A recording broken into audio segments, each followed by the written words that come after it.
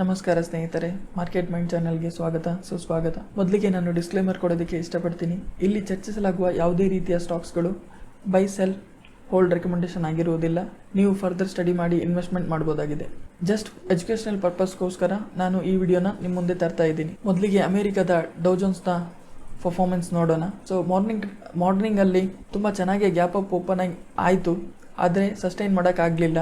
Gradually ಕೆಳಗಡೆ ಬಂದು 0.43% ಅಷ್ಟು ನೆಗೆಟಿವ್ ಆಗಿ ಕ್ಲೋಸ್ ಆಗಿದೆ. ಅದೇ ರೀತಿ S&P 500 ನೋಡೋದಾದ್ರೆ ಇದೂ ಅಷ್ಟೇ ಮಾರ್ನಿಂಗ್ ಸೆಷನ್ ಅಲ್ಲಿ ಗ್ಯಾಪ್ ಅಪ್ ಆಗಿ ಓಪನ್ ಆಯಿತು, ಆದರೆ ಸಸ್ಟೈನ್ ಮಾಡೋಕ್ಕಾಗಲಿಲ್ಲ. ಗ್ರಾಜುವಲಿ ಕೆಳಗಡೆ ಬಂದು 0.89% ಅಷ್ಟು ನೆಗೆಟಿವ್ ಆಗಿದೆ. ಸೊ ಡೌ ಜೋನ್ಸ್ ಮತ್ತೆ S&P 500 ಫಾಲ್ ಆಗೋದಕ್ಕೆ ಮೇನ್ ರೀಸನ್ ಏನಪ್ಪಾ ಅಂತಂದ್ರೆ US ಅಲ್ಲಿ ಬಾಂಡ್ ಈಲ್ಡ್ ರೇಟ್ ಜಾಸ್ತಿ ಆಗಿದೆ, ಮಾರ್ಕೆಟ್ ಫಾಲ್ ಆಗಿದೆ. ಸೊ ಅದೇ ರೀತಿ ಇವತ್ತೊಂದು ಜಾಬ್ಲೆಸ್ ಡೇಟಾ ಒಂದು ಬರೋದಿತ್ತು, ಸೊ ಅದು ಕೂಡ ಬಂದಿದೆ. ಸೊ ಫೋರ್ಕಾಸ್ಟ್ ಎಷ್ಟಿತ್ತು ಅದರಷ್ಟೇ ಆಕ್ಚುಲ್ ಕೂಡ ಬಂದಿದೆ. ಸೊ ಇದರಿಂದ ಅಷ್ಟು ಇಂಪ್ಯಾಕ್ಟ್ ಏನು ಆಗಿಲ್ಲ ಅಂತ ಅನಿಸ್ತಿದೆ. ಸೊ ಅದೇ ರೀತಿ ನಾಳೆ ಫೆಡ್ ಚೇರ್ಮನ್ ಅವ್ರದ್ದೊಂದು ಸ್ಪೀಚ್ ಇದೆ. ಸೊ ಅದಕ್ಕೋಸ್ಕರನೇ ಮಾರ್ಕೆಟ್ ಅಲ್ಲಿ ಒಂದ್ ಸ್ವಲ್ಪ ಭಯದ ವಾತಾವರಣ ಕಾಣ್ತಿದೆ. ಸೊ ಅದೇ ರೀತಿ ADR ಗಳ ಕಡೆಗೆ ಬರೋದಾದ್ರೆ, ಸೊ ಇನ್ಫೋಸಿಸ್ ನೋಡಬಹುದು -1% ನೆಗೆಟಿವ್ ರಿಟರ್ನ್ಸ್ ಕೊಟ್ಟಿದೆ. ಸೊ ICICI ಬ್ಯಾಂಕ್ ನೋಡಬಹುದು 0.85% ಪಾಸಿಟಿವ್ ರಿಟರ್ನ್ಸ್ ಕೊಟ್ಟಿದೆ. So HDFC bank 0.73% negative returns. Wipro almost 2% ಅಷ್ಟು ನೆಗೆಟಿವ್ ರಿಟರ್ನ್ಸ್ ಕೊಟ್ಟಿದೆ ಅಂತಾನೆ ಹೇಳ್ಬೋದು. ಸೊ ಅದೇ ರೀತಿ ಇಂಡಿಯನ್ ಮಾರ್ಕೆಟ್ ಕಡೆ ಬರೋದಾದ್ರೆ FII DII ಡಾಟಾ ಇಲ್ಲಿ ನೋಡಬಹುದು ಆಗಸ್ಟ್ 2022. ಸೊ FII ಮತ್ತೆ DII ಇಬ್ರು ನೆಟ್ ಬಯರ್ಸ್ ಆಗಿದ್ದಾರೆ. FIIs 18,462 ಕೋಟಿ ಬೈ ಮಾಡಿದ್ದಾರೆ, 17,091 ಕೋಟಿ ಸೆಲ್ ಮಾಡಿದ್ದಾರೆ. ಅದೇ ರೀತಿ DIS 12,239 ಕೋಟಿ ಬೈ ಮಾಡಿದ್ದಾರೆ, 9,267 ಕೋಟಿ ಸೆಲ್ ಮಾಡಿದ್ದಾರೆ. ಸೊ ಇವಾಗ ನಿನ್ನೆ ಆಫ್ಟರ್ ಮಾರ್ಕೆಟ್ ಅವರ್ಸ್ ಅಲ್ಲಿ ಬಂದಂತ ಸ್ಟಾಕ್ಸ್ ಗಳನ್ನ ಕವರ್ ಮಾಡ್ತೀನಿ. Ambuja cement, so Adani group almost 3% ಅಷ್ಟು ಸ್ಟೇಕ್ ನ ಸೆಲ್ ಮಾಡಕ್ಕೆ ರೆಡಿ ಆಗಿದೆ.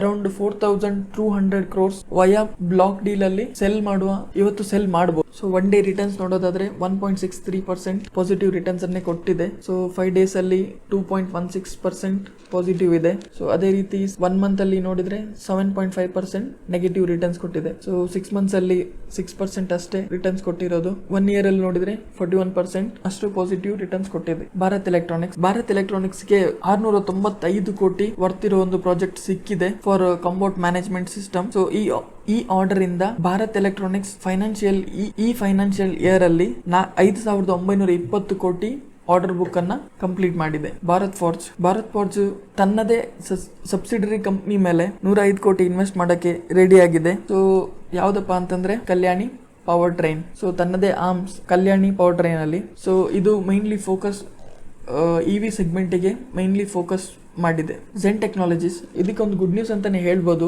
ಪೇಟೆಂಟ್ ಗ್ರಾಂಟ್ ಆಗಿದೆ. ಸೊ ಈ ಫೈನಾನ್ಷಿಯಲ್ ಇಯರ್ ಅಲ್ಲೇ ಇವರಿಗೆ ಇದು 7ನೇ ಪೇಟೆಂಟ್ ಗ್ರಾಂಟ್ ಆಗಿರೋದು. ರೈಲ್ಟೆಲ್ ಕಾರ್ಪೊರೇಷನ್ಗೆ ಒಂದು 52 crores ವರ್ತು ಪ್ರಾಜೆಕ್ಟ್ ಸಿಕ್ಕಿದೆ from Uttar Pradesh police recruitment and promotion board ಇಂದ for CCTV surveillance installation and impression control Aadhaar biometric services. Ola electric mobility share. So ಇದರಲ್ಲಿ ಅಂತ ನ್ಯೂಸ್ ಏನು ಇಲ್ಲ, ಆದ್ರೆ ಆಫ್ಟರ್ ಎ ಬಿಗ್ ರ್ಯಾಲಿ ಒಂದು ಸಣ್ಣ ಕರೆಕ್ಷನ್ ಬಂದಿದೆ. ನಿನ್ನೆ ನೋಡಬಹುದು 5% ಅಷ್ಟು ಕರೆಕ್ಷನ್ ಆಗಿದೆ. 5 ಡೇಸ್ ಅಲ್ಲಿ ನೋಡೋದಾದ್ರೆ ಇನ್ನು 6% ಪಾಸಿಟಿವ್ ರಿಟರ್ನ್ಸ್ ಅಲ್ಲೇ ಇದೆ. ಲಿಸ್ಟ್ ಆದ್ಮೇಲೆ ನೋಡಬಹುದು ಮೋರ್ ದೆನ್ 50% ಅಷ್ಟು ಪಾಸಿಟಿವ್ ರಿಟರ್ನ್ಸ್ ಅನ್ನ ಕೊಟ್ಟಿತ್ತು.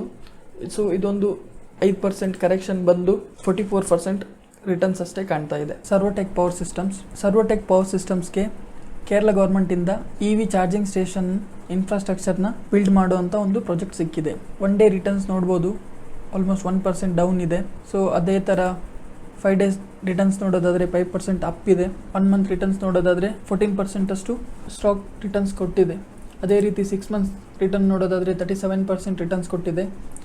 ಸೊ 1 ಇಯರ್ ರಿಟರ್ನ್ ನೋಡೋದಾದ್ರೆ ಆಲ್ಮೋಸ್ಟ್ 50% ಅಷ್ಟು ರಿಟರ್ನ್ಸ್ ಕೊಟ್ಟಿದೆ. ತುಂಬಾ ಸಣ್ಣ ಕಂಪ್ನಿ ಇಲ್ಲಿ ನೋಡ್ಬೋದು, ಆಲ್ಮೋಸ್ಟ್ 3,000 crore ಕಂಪ್ನಿ ಅಷ್ಟೇ ಇದು.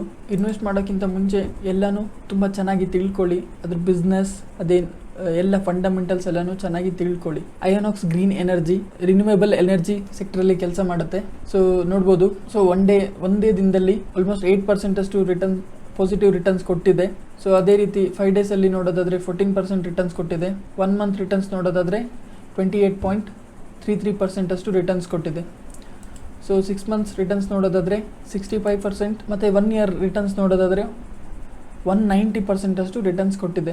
ಮಾರ್ಕೆಟ್ ಕ್ಯಾಪ್ ನೋಡ್ಬೋದು 7.69 crores ಅಷ್ಟಿದೆ. ಸೊ ಇದ್ರ ಫಂಡಮೆಂಟಲ್ಸ್ ನೋಡೋದಾದ್ರೆ ನೋಡ್ಬೋದು, ಇಲ್ಲಿ ಮಾರ್ಕೆಟ್ ಕ್ಯಾಪ್ 6,190 ಕೋಟಿ ಅಷ್ಟೇ ಇರೋದು. So stock P 233, industry P ಗಿಂತನೂ ತುಂಬ ಹೈಯಲ್ಲಿ ಟ್ರೇಡ್ ಮಾಡ್ತಿದೆ. ಇನ್ವೆಸ್ಟ್ ಮಾಡೋಕ್ಕಿಂತ ಮುಂಚೆ ರೈಟ್ ಪ್ರೈಸಿಗೋಸ್ಕರ ಕಾಯಕ್ಕಾಗುತ್ತೆ ಅಂತಂದರೆ ಇನ್ವೆಸ್ಟ್ ಮಾಡೋಕ್ಕಿಂತ ಮುಂಚೆ ಫಂಡಮೆಂಟಲ್ ಅನಾಲಿಸಿಸ್ನ ತರೋವಾಗಿ ಮಾಡಿ. ಸೊ ROCE 3.6 ಇರೋದು ಅಷ್ಟೇ. ಬುಕ್ ವ್ಯಾಲ್ಯೂ 45 ರೂಪೀಸ್ ಇದೆ. So price to book value almost to 5 ಅಂತಲೇ ಹೇಳ್ಬೋದು. 5 ಟೈಮ್ಸ್ ಹೈಯರಲ್ಲಿ ಟ್ರೇಡ್ ಮಾಡ್ತಿದೆ. 52 ವೀಕ್ ಹೈ ಆ್ಯಂಡ್ ಲೋ ನೋಡ್ಬೋದು. ಡಿವಿಡೆಂಟ್ ಇಲ್ಲಿ ಕೊಡ್ತಿಲ್ಲ. ಫೇಸ್ ವ್ಯಾಲ್ಯೂ 10 ಇದೆ. EPS 1 ಇದೆ. ಫಂಡಮೆಂಟಲಿ ಅಂತ ಏನು ಕಾಣ್ತಿಲ್ಲ. ಪ್ರಾಜೆಕ್ಟ್ಸ್ಗಳು ತುಂಬ ಸಿಗ್ತಿದ್ದಾವೆ ಅನ್ನೋ ಕಾರಣಕ್ಕೆ ಶೇರ್ಸಲ್ಲಿ ತುಂಬ ರ್ಯಾಲಿ ಆಗ್ತಿದೆ. ಯಾವ ಸ್ಟಾಕ್ಗಳು ಫಂಡಮೆಂಟಲಿ ಸ್ಟ್ರಾಂಗ್ ಇರಲ್ವೋ ಆ ಸ್ಟಾಕ್ಸ್ಗಳನ್ನು ತುಂಬ ತರೋವಾಗಿ ಅದರ ಬಿಸ್ನೆಸ್ಸು, ಅದರದ ಫಿನಾನ್ಷಿಯಲ್ ಸ್ಟೇಟ್ಮೆಂಟ್ಸ್ ಎಲ್ಲನೂ ಕರೆಕ್ಟಾಗಿ ತಿಳ್ಕೊಂಡು ಆದಮೇಲೆ ಇನ್ವೆಸ್ಟ್ ಮಾಡಿ.